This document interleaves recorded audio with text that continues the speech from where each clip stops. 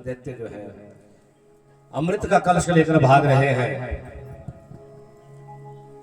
अब कलश तो उठा लिया, परंतु पहले मैं पीऊंगा, पहले मैं पीऊंगा। इस कश्मकश में जो है दैत्य भी उस अमृत को पी नहीं पा रहे हैं। एक कहता है कि मैं बड़ा हूं, दूसरा कहता है कि छठे माइट इज राइट, जिसको अंग्रेजी में कहते हैं, जिसकी लाठी है उसकी भैंस। तो मेरे हाथ में है, मैं शक्तिशाली हूं, मैंने पकड़ा है, मैं ही सबसे पहले पीऊंगा। और इस प्रकार से लड़ाई शुरू हो गई, लेकिन कोई पी नहीं पा रहा है। अमृत भी जिसके भाग्य में ना होगा तो वो लड़ के मर जाएगा, लेकिन मिलेगा नहीं। सामने पड़ा होगा, पी नहीं पाएगा। यही भगवत रूपी गंगा है, सामने पड़ी है हम सबके, लेकिन हम पी नहीं पाते। प्रेम से बोली जय श्री कृष्ण। और दानवों में युद्ध छिड़ गया कि पहले मैं पीऊंगा, पहले मैं पीऊंगा। और ऐसे में भगवान ने मोहिनी का अवतार लिया। बड़ी सुंदर नारी बन के भगवान आगे बोलिए मोहिनी भगवान है कि ये भगवान का अंशावतार है। मोहिनी के रूप में बड़ी छोटी सुंदर सी लड़की बनकर आगे भगवान बड़ी मटकती हुई उन दानवों के बीच में पहुंच गई मोहिनी। और दैत्य जो थोड़ी देर पहले अमृत का कलश लेकर एक दूसरे का सिर फोड़ने के लिए उतारू थे, तो सब भूल गए और मोहिनी की तरफ देख रहे। भगवान का रूप ही ऐसा है, भगवान ने रूप ही ऐसा बना लिया कि सब भगवान की ओर देख रहे हैं। और एक बोले अरे अमृत को छोड़ो, पहले इनसे बात कर ले, इनसे जरा वार्तालाप कर ले, ये कहाँ से आई है। और एक दैत्य बोला हे महाभाग, हे भद्र, आप कौन हो और यहाँ किस प्रयोजन से विचरण कर रही हो? आपके आने का प्रयोजन क्या है और कहाँ जा रही है? हम दैत्यराज हैं, कुछ चाहिए तो बोलो, कोई सेवा कर दे, कुछ द्रव्य दे दें, धन दे दें आपको। बोला नहीं, हमें मुझे तो कुछ नहीं चाहिए, मैं तो ये देखने आई हूं कि ये जो तुम अमृत जो है इसके लिए लड़ रहे हो, मैं तुम्हें बराबर बराबर पिला दूंगी। प्रेम से बोली जय श्री कृष्ण। और दैत्यों ने मोहिनी भगवान का जो रूप बनाया है, भगवान ने मोहिनी के रूप में छल हो गया दैत्यों के साथ। और मोहिनी के हाथ में जो है कलश पकड़ा दिया। और जब कलश दे दिया तो बड़े वचन कहे, नीति वचन कहे मोहिनी ने। पहले तो ये कहा कि अरे मूर्खों, तुम्हें शिक्षा और दीक्षा कहां से मिली है? अब राक्षस बोले कि हमें मूर्ख कह रही हो, हम तो बड़े पढ़े लिखे हैं, हमने गुरुकुल में पढ़े हैं, शुक्राचार्य जी के शिष्य हैं, हमें मूर्ख मत कहिए। मूर्ख ना कहूं तो क्या कहूं? आपने मुझे एक स्त्री के ऊपर, एक अनजान स्त्री के ऊपर विश्वास कर लिया, ये कलश का घड़ा मेरे पास दे दिया, अगर मैं इस कलश को लेकर कहीं चली जाऊं। अब दैत्यों को और विश्वास हो गया, अरे ये तो नीति वचन बोलने वाली है। और विश्वास जमाया भगवान ने उनके ऊपर और कहा कि ये कहां से निकला? बोले जी हमने मंथन किया, सागर मंथन किया। बोले किस किसने किया? बोले एक तरफ देवता लगे थे और एक तरफ हम लगे थे। तो अरे तुम अकेले पीने जा रहे हो इसको? देवताओं ने भी तो कुछ मेहनत की होगी ना, उनका भी तो कुछ हिस्सा बनता है, तो उन्हें भी पिला देते हैं। बोले नहीं नहीं, ये तो हमारे पास है, हमारा अधिकार है, हमें पिएंगे। तो भगवान ने कहा कि देखो इस घड़े के अंदर मैं देख रही हूं, ये जो सार है इसके नीचे है, ऊपर तो सब पानी पानी है, कि 2-4 छींटे 2-4 बूंदे इन देवताओं को पानी पानी की पिला देती हूँ और फिर जो सार है नीचे जो गाढ़ा गाढ़ा माल है वो आपको दे दूंगी। प्रेम से बोली जय श्री कृष्ण। और मोहिनी के रूप में भगवान ने एक तरफ तो देवताओं को कतार में लगा दिया, एक तरफ दैत्यों को कतार में लगा दिया। और दैत्य जो है वो मोहिनी के रूप को देख रहे हैं, मोहित हुए जा रहे हैं।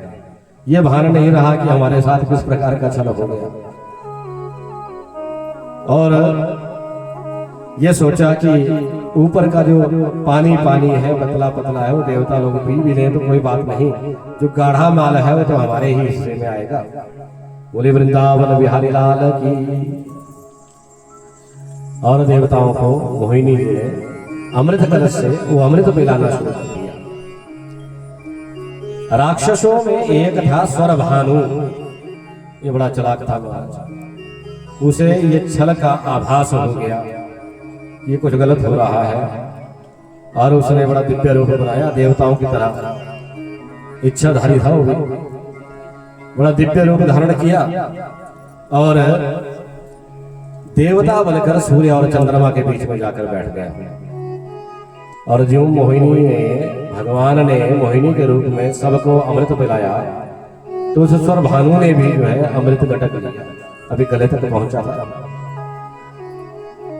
और सूर्य और चंद्रमा को पता लग गया कि भगवान जी ये डुप्लीकेट है हमारे बीच में, ये देवता नहीं है, इसने अमृत पी लिया, कुछ करो इसका इलाज। तो भगवान ने अपने सुदर्शन से उसका सिर से अलग कर दिया। और पुराण में कथा आती है कि यही राक्षस जो है उसका सिर राहु और धड़ जो है केतु के रूप में प्रतिष्ठित हो गया नवग्रहों के बीच में। और यही राहु और केतु जो है पुराण की कथा के अनुसार सूर्य और चंद्रमा के पीछे पड़े रहते हैं, कभी सूर्य ग्रहण कभी चंद्र ग्रहण।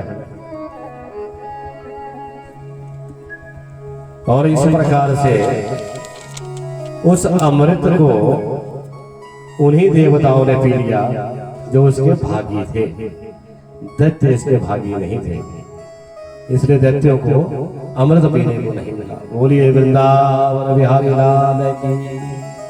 और बड़ा भारी युद्ध हुआ, देवासुर संग्राम हो गया। उसके बाद ये बड़ा संग्राम हुआ कहते हैं, उसके बाद बड़ा युद्ध हुआ।